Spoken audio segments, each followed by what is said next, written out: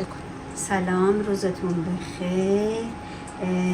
کباب تابعی میخوایم درست کنیم برای 5 تا 6 نفر. 700 گرم گوشت، 2 تا پیاز متوسط، ادویجات، زردچوبه، فلفل، نمک، سماق. گوشت رو میریزیم، پیاز اضافه میکنیم، زردچوبه و نمک و فلفل و سماق هم اضافه میکنیم، قشنگ هم میزنیم، قاطی میکنیم، چای میزنیم قشنگ.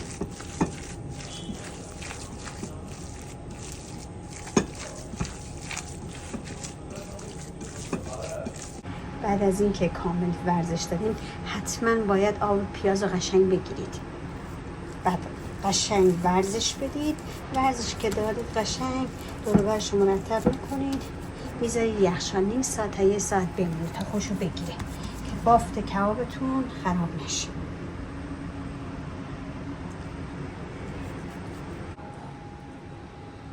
گوشتمون 1 ساعت خوابیده، به این باف رسیده. نگاه کنید، به این باف رسیده. زیر این تاون روشن میکنیم، روغن میریزیم، تای ماکارون رو کمی چرب میکنیم، قشنگ خود داغ شد. من به اندازه اینقدر برمیدارم، اون با مشامه فریزه همیشه مرتب تر بشه. اینجا من زیاد چی ندارم، همین با مشامه فریزه کبابامو درست کنم.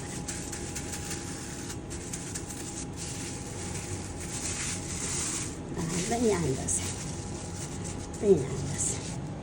بعد با این چاقو شکل میدم.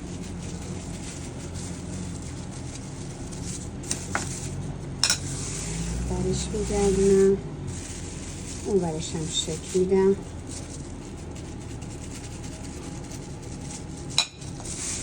به همین ترتیب نگاه کنم. این به همه کنم.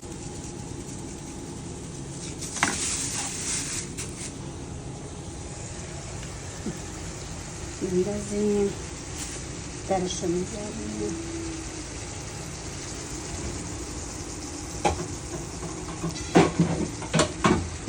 این خودش رو بگیره، بعد برش میگردیم.